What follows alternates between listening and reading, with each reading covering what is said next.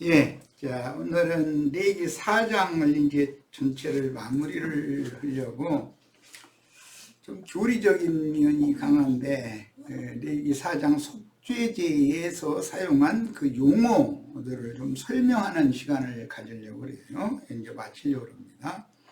자, 레위기 4장 1절에 여호와께서 모세에게 말씀하여 이르시되 이스라엘 자손에게 말하여라 하여 이르라 이렇게 했어요. 그러니까 이 모든 말씀의 근원은 여호와이고 모세라는 사람의 중간 통로를 통해서 이스라엘 모든 백성에게 전달한다. 하나님은 항상 그분의 말씀을 맡은 이제 이거 이제 그 신학적으로는 신탁 받았다 이렇게 말하는데 위임 받았다는 거죠.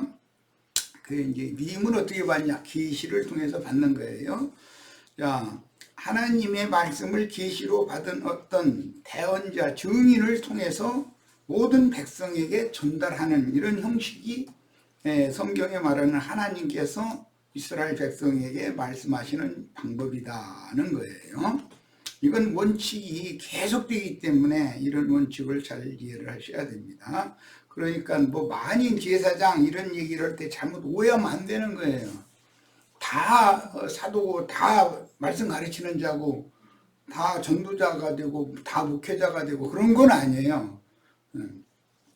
그런 건 아니고 말씀을 맡긴 어떤 증인이 있어요. 그건 이제 선지자라고 그러죠. 그 사람을 통해서 선포하게 하는 거예요. 항상 형식은 그렇게 하는 거예요. 자, 이제 2절입니다. 여기 보면 누구든지 이제 이렇게 용어가 나왔는데 우리 번역에는 누구든지라고 그랬는데 이건 히브리어로 네페시라는 용어는 혼생명이라는 뜻이기 때문에 헬라어에서는 이건 프시케라는 용어를 사용해요. 그 영문으로 소울이라고 그러죠. 혼생명이다 이거예요. 자, 몇 사람, 몇 명 할 때 그 사람이나 명이라고 번역이 되면 여기 누구든지와 똑같은 이런 개념이기 때문에 혼생명은 그 사람 자체다 이게. 혼생명, 히브리어로 이제 구약 그 용어는 네페시라고 그러는데 그 신약의 헬라어로는 프시케라는 용어예요. 이 혼생명이라는 용어는 각 사람의 혼이 그 사람 자신이다 이게. 그 사람의 자아를 말하기 때문에 그 다음에 그릇 범한 계명 중 하나 할 때 계명이라는 이 히브리어의 미츠보트라는 이 용어 계명이라고 번역됐죠. 이건 세우다 명하다 라는 뜻의 차와에서 파생된 말로서 그 법의 제정자는 하나님이고 피조물인 인간은 법을 지켜야 되는 수종자인 것이죠. 이 관계를 명확하게 해야 돼요. 그런데 이제 어떤 그 신학교의 어떤 신학자들, 로마교에서는 서로마교는 어거스틴이라는 사람, 동로마교는 동방의 교부인 오르겐이라고 하는 사람, 이런 사람들이 자기가 나름으로 성경을 가지고 거기서 자기가 중요하다고 생각하는 어떤 것들을 추출 뽑아내가지고 교리를 만들어서 반포를 해요. 그것이 조직신학 교리가 된 거예요. 그것은 하나님이 정하신 것이 아니다 이거예요. 사람의 생각이 거기에 너무 많이 들어가 있는 거예요. 그래서 조직신학 교리라는 것이 그것은 하나님의 계명인 미츠보트와는 완전히 다른 거다. 그게 신약에서는 다른 교훈, 사람의 교훈으로 뭐 가르쳐서 배나도 지옥자식 하고 등등 이렇게 조직신학 교리와 하나님의 계명이 무슨 차이가 있는지를 꼭 이해를 잘 하셔야 되겠어요. 그 다음에 이제 그릇 범하였으되라고 이제 우리 말로 이 그릇 행하다, 그릇 되었다라는 말은 뭔가 그 정로에서 벗어난 잘못된 그런 개념이죠. 그 사람 그릇된 말을 하던데 하면은 모든 사람이 인정하고 수용할 수 있는 그런 일반 상식에서 벗어나는 자기 독선적인 주장을 할 때 그런 말을 했다, 말을 그릇되게 했다 이렇게 하잖아요. 그런 뜻이에요. 그릇이라고 그러니까 또 무슨 밥그릇, 뭐 술그릇, 그런 그릇을 오해하시면 안 됩니다. 자, 그릇 범하였다라고 하는 이 비슈가가라고 하는 이 히브리어 단어는 길을 잃다, 실수하다, 비틀거리다, 잘못 행하다라는 사가그라는 용어가 어근이기 때문에 그 개념을 이해를 하시면은 이제 알 수 있어요. 그러므로 그릇 행한 범죄란 의미 속에는 죄를 죄로 인식하지 못하고 지은 범죄로서 내가 뭔 말을 하고 뭔 행동을 하고 뭔 짓을 했는데 그게 이게 하나님 앞에 득죄하는 짓이다라는 의식이 없이 뭔가를 했는데 그게 하나님 올 때는 범죄다 이거예요. 그냥 사람이 보는 관점과 하나님 보는 관점이 다르기 때문에 그런 것이죠. 절대 모든 것의 절대 기준, 최고 재판장 판단하는 그 원칙은 예수 그리스도의 양심, 하나님의 양심밖에는 없는 것이죠. 인간의 양심상으로는 자기가 옳은 걸 행한다고 행했을 거 아니겠어요. 그러나 하나님의 양심과는 부딪힐 수가 있다는 것이죠. 얼마든지. 자, 그래서 이런 사실은 뱀의 독에 취하여 오해한 거짓 하나님인 세상신 마귀를 기독교인들이 하늘에 계신 하나님 아버지 하고 부를 때 대부분 보면 이것도 주시고 저것도 주시고 막 하는 들어보면 하나님 하늘에 계시다고 해놓고 나서 땅에 뭐 세상 축복 뭐 육신의 일 이것만 계속 구하는 걸 보면 그들의 하나님은 사실은 땅의 신이지 하늘의 신이 아닌데 명칭은 하늘의 하나님이라고 그들은 생각한다 이거예요. 이런 것들을 보고 이제 뭐 신학적으로 말하자면 이게 신관이라고 그러는데 좀 하나님 아버지에 대한 신관이 잘못되면 모든 게 다 잘못될 수밖에 없는 것이죠. 하늘의 아버지를 참 신으로 섬긴다면 땅의 일, 육의 일 이런 것들을 하늘 아버지께 구할 필요가 없는 것이죠.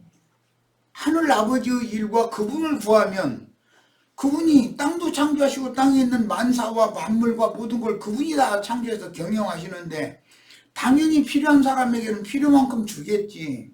우리 저 윤혜수 자매는 돈이 뭐 몇 억 있으면 쉽게 집이라도 장만하고 그러면 좋을 텐데 그거 안 되게 이렇게 하신 것도 하나님 볼 땐 그게 선히 일을 하신 거예요. 그러니까 인간이 하나님에 대해서 재판할 수는 없는 거예요. 왜 저 사람은 막 이렇게 잘해주시고 나한테 이렇게 하시느냐. 그건 자기 생각이지 하나님의 생각에는 우리 저 윤혜수 자매를 이렇게 해야만 제일 바른 길을 가게 생겼고 하나님의 말을 잘 듣게 생겼으니까 그런 거예요. 그러니까 할 말이 없어 우리 인생은. 우리 인생은 법의 제정자가 아니라 하나님의 법을 지켜야 될 의무가 있을 뿐이에요. 이거에 대해서 명확하게 하셔야 돼요. 그러니까 창조자와 나는 피조물이라고 하는 관계, 그 이제 신관과 피조물 이 관계성을 제대로 정립하지 않은 상태를 죄라고 그래요. 빗나갔다 이게 하나님의 뜻에서 벗어나 버렸다. 그걸 죄라고 그래요. 죄가 사람을 지배하면 죄인이 되는 거잖아요. 근데 그런 사람들 치고 원망이 많고 불평이 많은데 또 나름으로 하는 소리 들어보면 다 일리가 있어. 하나님 원망하고 불평하는 사람들 한번 얘기 들어보세요. 끝도 안 나고 들어보면 다 나름대로 한 가지의 이치는 있어. 일리는 다 있어. 그런데 하나님 보시기에는 그게 아주 괘씸하신 거예요. 피조물이 하나님을 대적하고 덤비는 건 있을 수 없는 일이죠. 자, 인간의 무지나 연약함, 믿음의 부족 등의 이유로 무의식 중에서 범한, 즉 생겨난 범죄가 아니고 여호와께서 보낸 선지자의 전언을 듣고 당신은 당신 나름의 선하고 옳은 관점을 가지고 그런 말을 했고 그런 행동을 했고 그렇게 그런 생각으로 했지만 하나님의 생각에는 그것을 그르다고 하십니다 하고 전도를 받으면 하나님의 생각에 나의 생각을 맞추기 위해서는 자기를 부인하고 하나님을 인정해야 된단 말이에요. 그거 이제 믿음이라고 그러죠. 자, 이렇게 하지 않는 것이 가장 큰 죄다 이거예요. 하나님 보시기에는.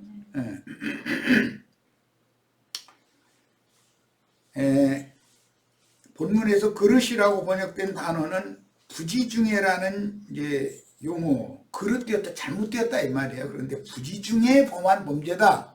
그릇 범한 죄. 그럴 때 그걸 부지 중에 범한 것이다 라고도 번역을 했어요. 그게 자신이 의식하지 않고 모르고 세상에서도 몰라서 그랬다. 어린 것이 뭐 잘못해서 매질을 하려고 그러면 그 어린 것이 뭐 알겠느냐고. 알고 그런 것도 아니고. 그런데 그렇게 어미 사람 되느냐 이런 표현을 하죠. 그런 뜻이단 말이죠.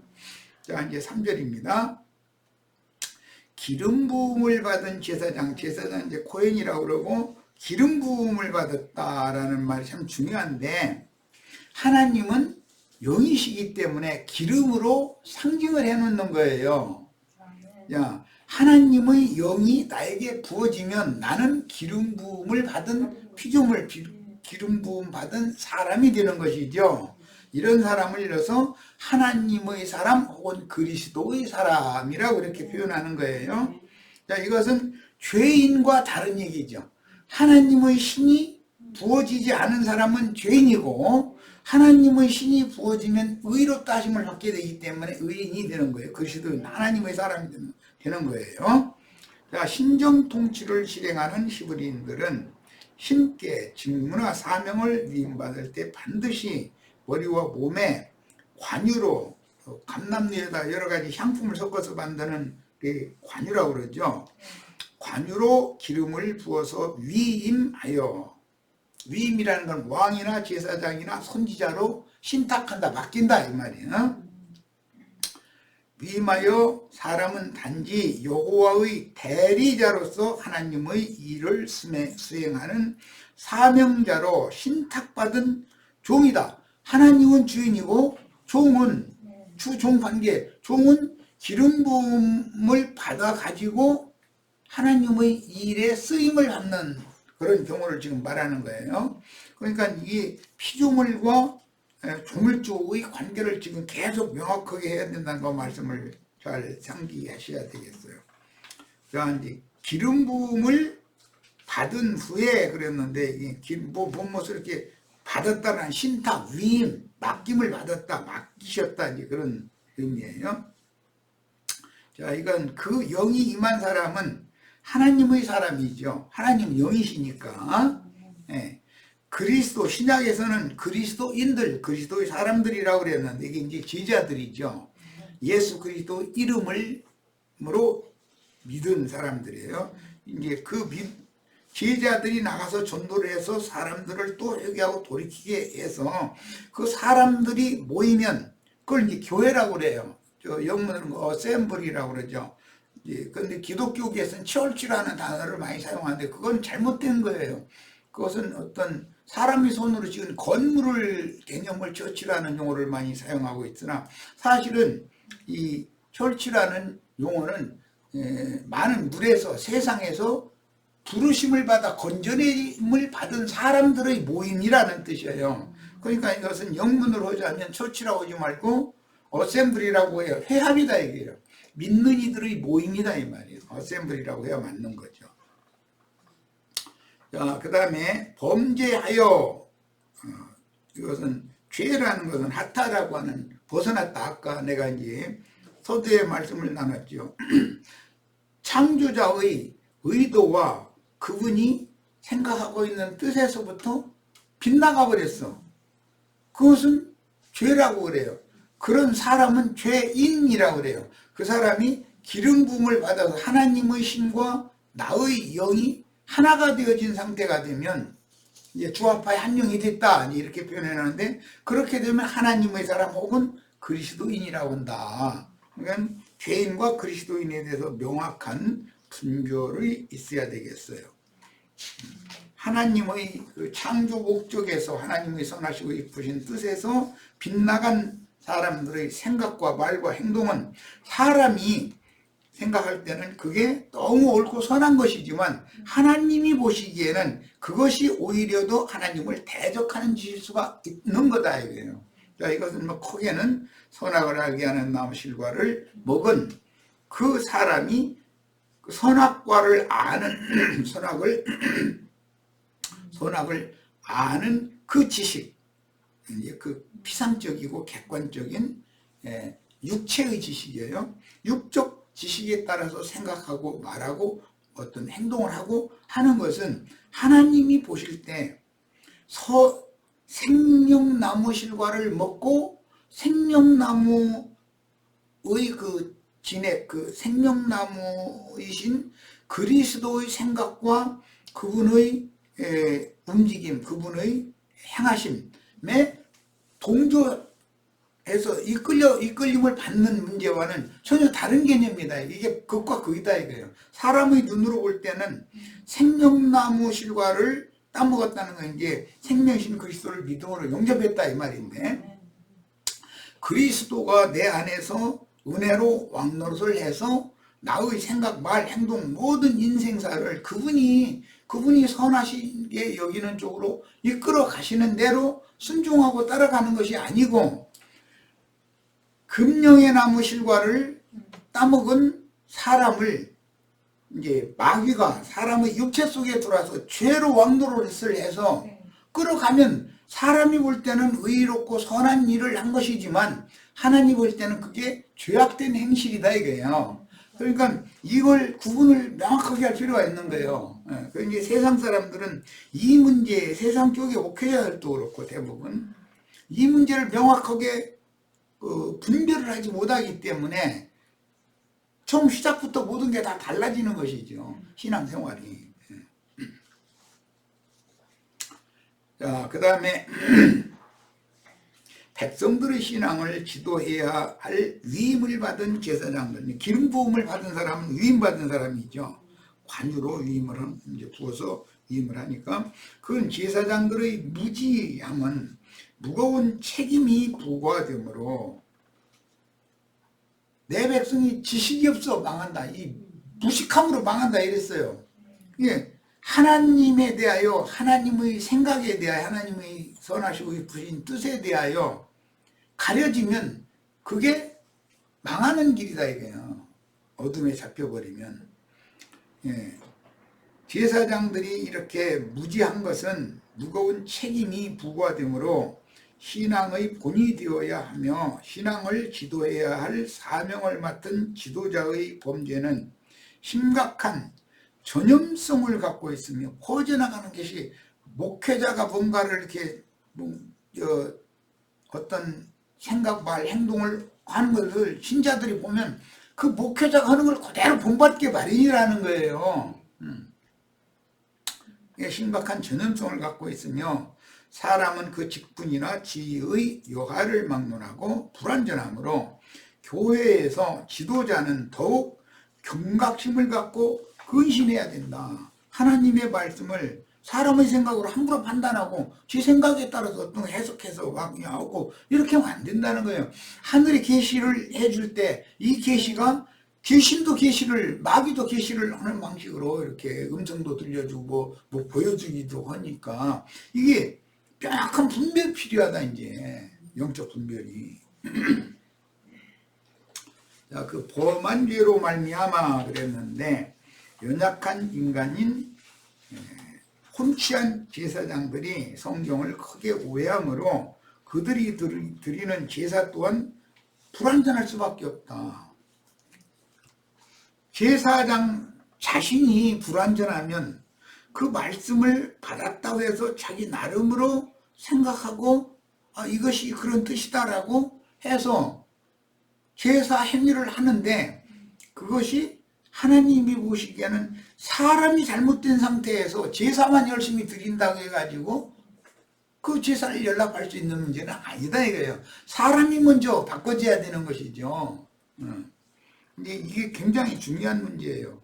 그 범한 죄로라는 건 제사장이 범한 죄를 말하기 때문에, 자, 제사장이 이제 죄를 범하면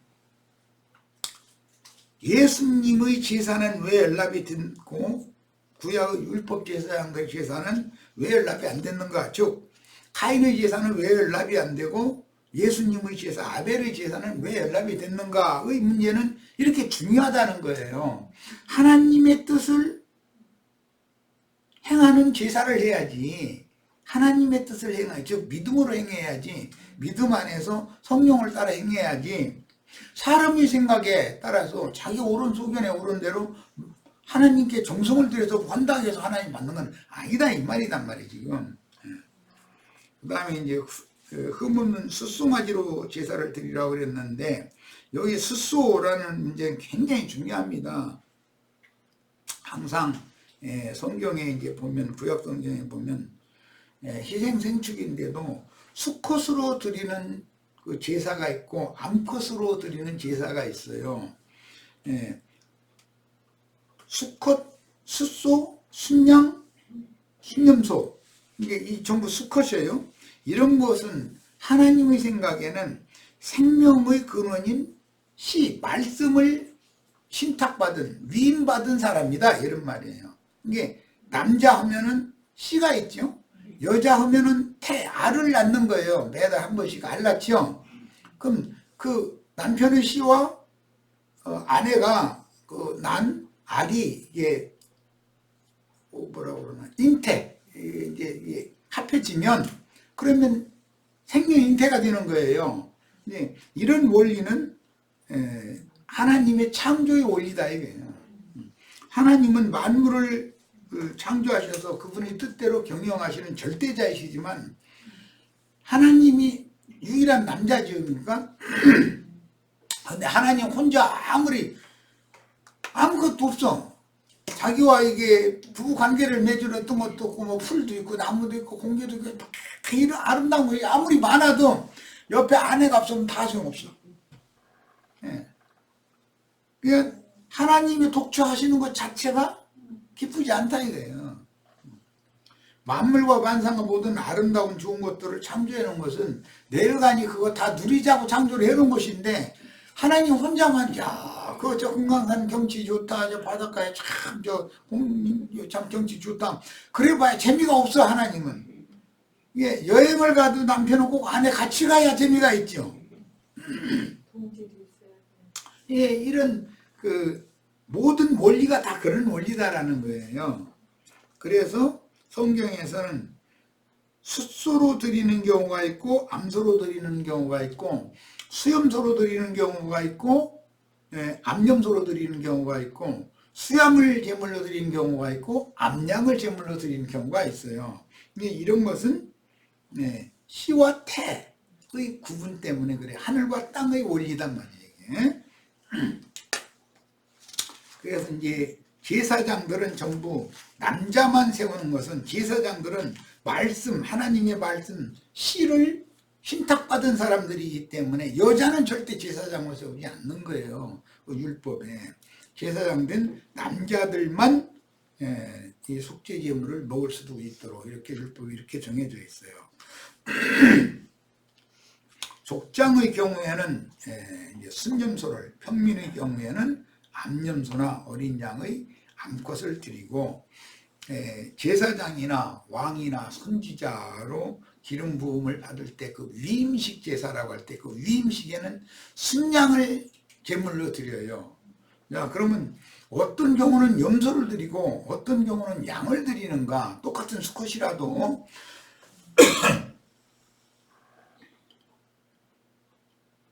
속죄를 위해서는 죄와 관계된 것은 전부 염소다. 그 다음에 구속받은 사람들을 인도하는 직임을 위임받는 그 위임식에서는 수양을 갖다 드린다. 그 차이를 잘 아셔야 돼요. 죄를 속량받기 위해서는 염소를 드려요. 속량받은 사람들의 인도 직분을 위해서는 양을 드려요.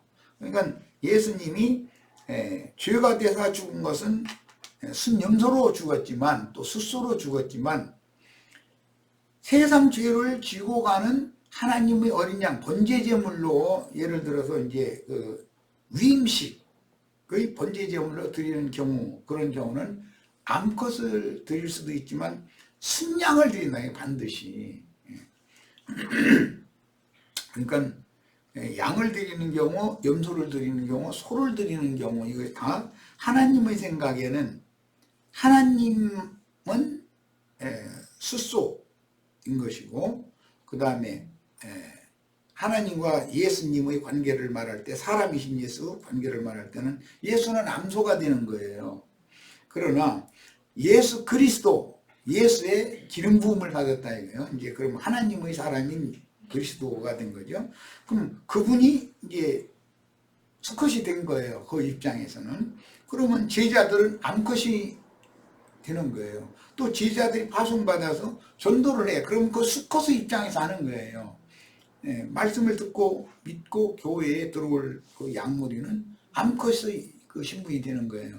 항상 하늘과 땅, 남편과 아내, 예, 나라에서는 왕과 그 다음에 신하들 관계, 그것은 하늘과 땅의 관계인 것이고 수컷과 암컷의 관계, 이게 상징이단 말이에요. 대제사장과 제사장들, 이것은 수컷과 암컷의 관계예요. 제사장, 당직 제사장들과 제사로 모인 이스라엘 백성들, 수컷과 암컷의 관계예요. 즉 이게 하늘과 땅이라는 관계는 항상 이렇게 반복되는 것이다 라는 것을 꼭 이해를 하셔야 됩니다. 이것부터 고쳐야지.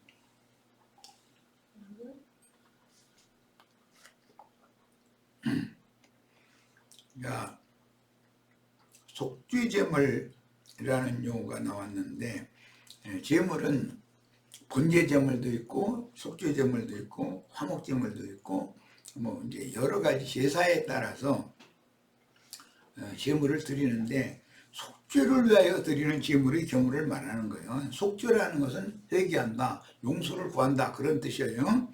여호와께서 속죄제를 위해 바치도록 규정한 제물은 죄를 범한 사람의 지위와 신분에 따라 첫째, 제사장이 범죄한 경우와 둘째, 이스라엘의 공회 장로들의 회라고 그러죠. 로 말미암아 회중 전체가 범죄하게 되는 경우, 이때는 반드시 흠없는 숫송아지로 제사를 해야 했다. 대표성을 갖는 것이죠. 가정에서도 남편이 그 가정 전체의 가장인 것이죠. 가장. 모든 결정은 최후로는 가장이 결정을 해야 되는 것이지, 그 주모라고 그러는데 여주인이 결정하고 남편에게 강요해서는 절대 안 되는 거예요. 남편은 아내에게 상의를 해서 최종 결정을 하겠지만, 남편이 최종적으로 결정을 딱 하면 온 가족은 무조건 따라야 되는 것이죠. 그 잘 돼도 잘못돼도 그 책임은 남편에게 있는 거니까. 자, 셋째는 족장이 범죄한 경우에는 흠없는 수염소로 드렸고, 넷째 평민이 범죄한 경우에는 흠없는 암염소나 어린 양으로, 암양으로 속죄제물을 삼켜야 했다. 여기에는 많은 뜻이 있다는 거예요. 암수, 남자, 여자, 이런 데는 하늘과 땅, 이런 데는 많은 의미가 있어요. 다만 평민의 경우, 이제 오늘까지는 4장만을 다뤘기 때문에 5장을 다루지 않았기 때문에 미리 이제 언급을 하는 거예요. 평민이 속죄제물을 드릴 때 그 힘이 뭐 암염소나 암양을 바칠 만한 그런 재력이 없다, 예를 들어 힘에 미치지 못하는 때는 비둘기 2마리를 갖다 바치면 돼요. 비둘기는 값이 싸니까 대부분이, 그래서 평민의 제물은 비둘기였었죠. 그러나 만일 비둘기 살 돈이 없어, 그런 경우에는 극빈자의 경우인데 고운 가루 10분 1의 에바를 갖다 바치면 돼요. 이제 한 두엄금이라고 이제 성경에는 이렇게 돼 있죠. 뭐 고운 가루 두엄금으로 뭐 떡을 뭐 한조각 붙여 만들어 가지고서 그거 먹고 죽으려고 그런다, 이제 흉내 계속되니까 이제 그런 얘기도 나오죠. 그런 거다 이게요. 이제 신약에서는 과부의 2렙돈과 같은 이치인 것이죠. 그렇게 바치는 것을 허락을 하셨어요. 고운 가루로 제물을 삶는 경우는 제사장이 그 제물을 먹을 수가 없어요. 가난한 과부가 2렙돈을 가지고 오면 제사장 놈이 그거 받아 처먹으면 안 되는 거죠. 그런데 왜 구약에는 엘리야나 엘리사가 말이야, 과부의 그거 말이야, 한 조각 떡 그거 붙인 거 나한테 가지고 오라 해가지고 했느냐고. 그 오해하면 안 돼요. 예수님이 광야에서 5천이나 4천을 먹일 때 뭐 물고기 2마리와 뭐 보리떡 5개, 또 7개, 그걸 나한테 가지고 와라 그러면 예수님이 혼자 그걸 다 먹은 게 아니잖아요. 그걸 축사해서 제자들에게 줘가지고 모든 사람을 다 먹이려고 갖고 와라 그런 것이지, 예수님 혼자 먹고 배부르려고 그런 거 아니에요. 이거 저 오해하면 안 돼요. 구약성경 거 읽을 때. 그래서 고운 가루로 제물을 삼아, 고운 가루 이제 2움큼을 속죄 제물로 갖다 바치는 경우에는 다른 번제단에서 불살라지는 피 흘린 제물과 함께 번제단에 던져서 태워야 되는 것이지, 그걸 제사장들이 먹으면 안 되는 거예요. 자, 오늘 내가 이거 강조해서 말씀드려요. 가난한 과부의 두랩돈은 목사들이 헌금으로 받아 처먹으면 안 돼요. 절대 안 되는 거예요. 그거는 이런 원리를 알아야 돼. 제사법의 원리를. 그거 받아가지고 헌물과 미석으로 큰 예배당 멋있게 꾸며놓고 나서 그 저희 왕궁 세우느라고 그런 거잖아요. 그런 짓을 하면 안 되는 거예요. 절대 먹을 수 없어요. 가루라고 하는 것은 식물성이기 때문에 피 흘림이 없잖아요. 그러니까 가루만 태워서는 되는 것이 아니에요. 그래서 피 흘린 제물이 타는 번제단에 다른 제물이 태워지는 곳에 그 제물을 사람이 먹으면 안 되기 때문에 하나님이 불쌍히 여기고 받으셔야 된다라는 뜻으로 그 가난한 과부가 가지고 온 고운 가루는 번제단에 던져서 태워야 되는 거예요. 절대 사람이 먹으면 안 돼, 이거는요. 이거는 이제 5장에 나오는 얘기인데 오늘 미리 헐소시 얘기하게 된 거예요. 소제물을 피 흘린 생축의 제물과 더불어서 사르게 하신 것은 범죄를 속함받기 위한 속죄제에는 반드시 피 흘림이 필요하다. 육신의 죽음이 꼭 필요하다 이거예요. 이런 사실을 보여주는데 히브리서 기자는 이런 규례를 염두에 두고 피 흘림이 없은즉 죄들의 사면이 없다, 죄사함이 없느니라 이렇게 명확하게 선포를 했어요. 그러니까 가난한 과부는 짐승을 살 돈이 없는 거예요. 그러니까 마지막 먹고 죽을 수밖에 없는 그거 갖다 하나님 앞에 갖다 바쳤어요. 그러면 그거를 제사장들이 이거 2움큼씩 가지고 온 가난한 과부들 다 모아서 지가 기름 쳐가지고 떡 붙여가지고 지가 처먹고 앉았으면 안 된단 말이거든. 그거는 하나님 앞에 그의 모든 것을 바친 거잖아요. 가난한 과부가 그 생활비 전체를 낸 거거든요. 그게 하나님께 연락이 돼야죠. 그래서 하늘이 무슨 이적 기사를 베풀어서든 뭔 일을, 하나님이 어쨌든 그 과부를 먹여 살리고 그 불쌍한 것을 하나님이 돌보셔야 되잖아요. 하나님께만 드리는 것이지 이건 제사장이 받아먹는 게 아니다. 이건 이제 강조해서 말씀드립니다. 이건 이제 앞으로 레위기 5장을 할 때도 충분히 말씀 나눌 기회가 있을 거예요. 자, 레위기 4장 4절, 제물을 회막 문 앞 여호와 앞으로 끌어다가 안수하고 잡을 것이요 그랬는데, 여기 앞이라는 말을 원래 그 마주대하여 본다 그런 뜻이에요. 이게 이제 그 남편과 아내가 동침을 할 때 그 관계를, 그런 관계에서 나오는 말이 마주대하여 본다 이게요. 마주대하여 본다 그런 뜻이에요. 이게 이제 동침을 할 때의 상황과 똑같은 뜻이에요. 하나님과 사람이 마주대하면 하나님과 사람이 동침하는 거예요. 그렇게 보는 거예요. 이게 히브리인들의 그 생명의 그 법칙에 대한 그 개념을 이해를 하시길 바라요. 자, 그 다음에 안수한다라고 한 것은 제물을 제사장에게 이제 넘겨주면 제사장이 성막 마당의 그 북편 뜰에서 도살하기 전에 일단 재물을 깨끗이 목욕을 시키고 나서 두 뿔 사이에다가 그 머리 위에다가 손을 포개놓고 기도를 하게 하죠. 그거 보고 이제 안수라고 그래요. 이것은 그 재물이 이 재물을 갖다 바친 사람의 모든 죄과들을 떠넘기는 의식이다 이거예요. 떠넘긴다 그런 뜻이에요. 그 다음에 안수 잘못하거나 잘못 받은 거니까 큰일 나겠죠. 욕심이 가득한 목사한테 안수 받으면 그 목사의 모든 죄악들과 그 욕심이 나한테 다 넘어와 버리는 거잖아요. 그러니까 대부분 기독교계의 그 헌금봉투 갖다 줘가면서 안수 받는 건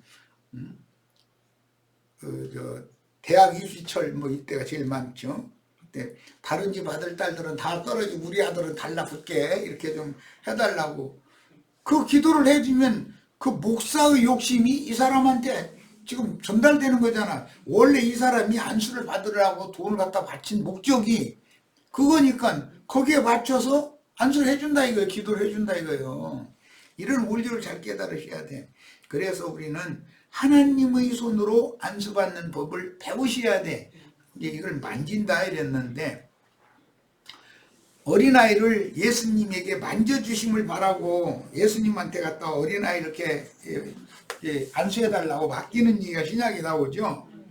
주님께서 누구든지 이 어린아이와 같지 않냐면 결단코 천국에 들어가지 못한다 이제 이렇게 말씀하셨죠.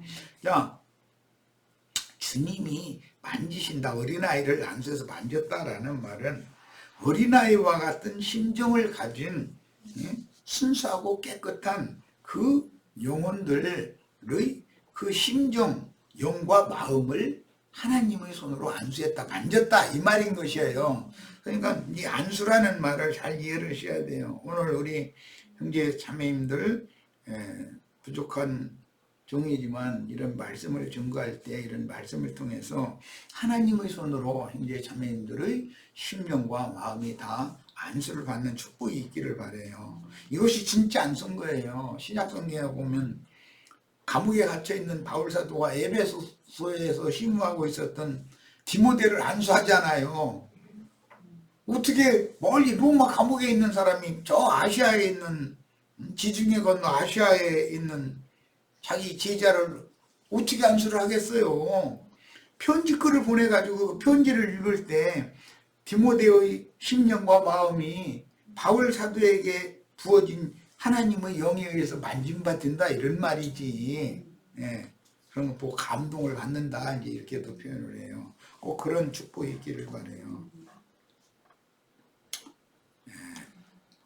레위기 4장 5절 기름 부음을 받은 제사장 그랬는데 그 제사장이란 말은 이제 코헨이라고 하는 용어를 사용하는데 그건 원래 제사장의 직무는 뭐냐면 가장 거룩하고 온전하시고 의로우신 지구하신 하나님과 저주가 임한 땅에 기어다닐 수밖에 없고 결국은 평생을 고생하고 살다가 땅 밑으로 이렇게 들어가야 되는 그런 불쌍한 죄인들 사이의 중간에 서서 중보를 한다라는 그런 개념이에요. 그러니까